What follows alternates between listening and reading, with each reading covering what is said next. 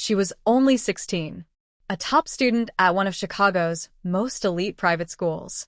But when she accidentally overheard the principal and CFO discussing a scheme to steal millions from the scholarship fund, her life was turned upside down. The next morning, she was expelled. 2 weeks later, her father, the school janitor, was out on the street. What the school didn't know was that the janitor had hidden something deep in the basement, a secret that would soon bring down their entire empire. Michael Torres had worked at Oak Ridge International Academy for over 12 years.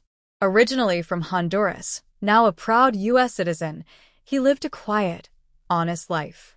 He worked the night shifts, swept the halls, cleaned bathrooms, and fixed what was broken. His daughter, Camila, was his whole world. She was attending the same school on a full scholarship, earning top marks, and dreaming of going to Yale. Michael was invisible to the staff and students. Most people never acknowledged him, but he didn't mind.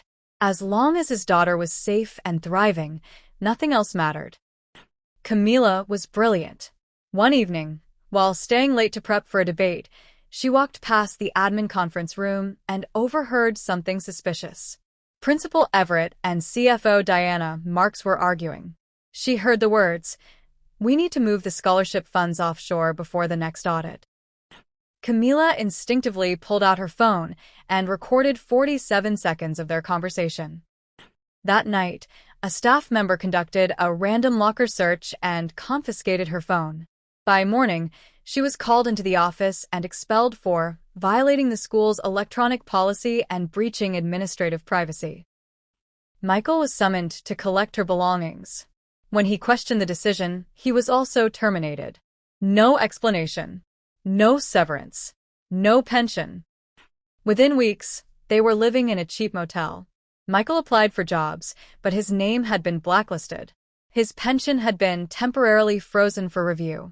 Every door slammed shut. Lawyers turned him away. Police said, "Come back with proof."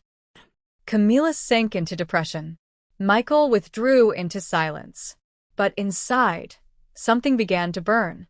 3 months later, while doing a repair job near Oak Ridge, Michael slipped into the old maintenance basement, a place he knew better than anyone. Behind a boiler panel, he found a small box where he once stored personal backups. Inside was a USB drive and, surprisingly, a leather-bound ledger he didn't remember placing there.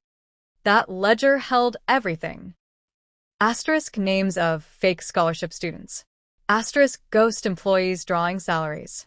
Asterisk offshore transfers to secret accounts.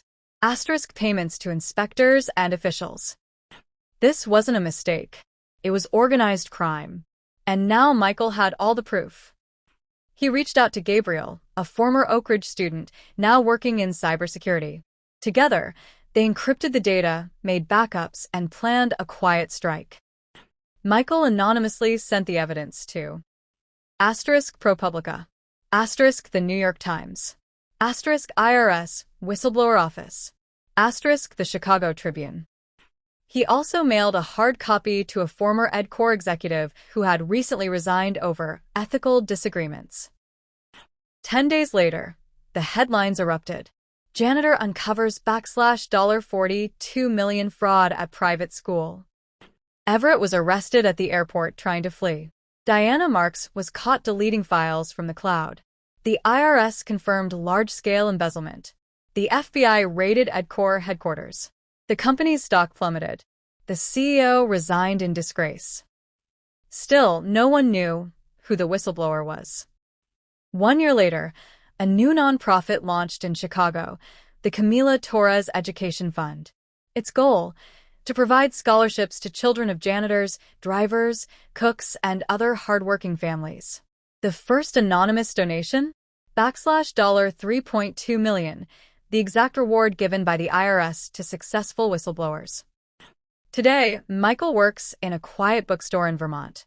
Camila is studying at Yale on a full scholarship. One afternoon, a customer asked, "Didn't you used to clean a school?" Michael smiled. "No," he replied. "I cleaned up a mess." He didn't fight the system with violence. He fought it with the truth and buried them with their own numbers.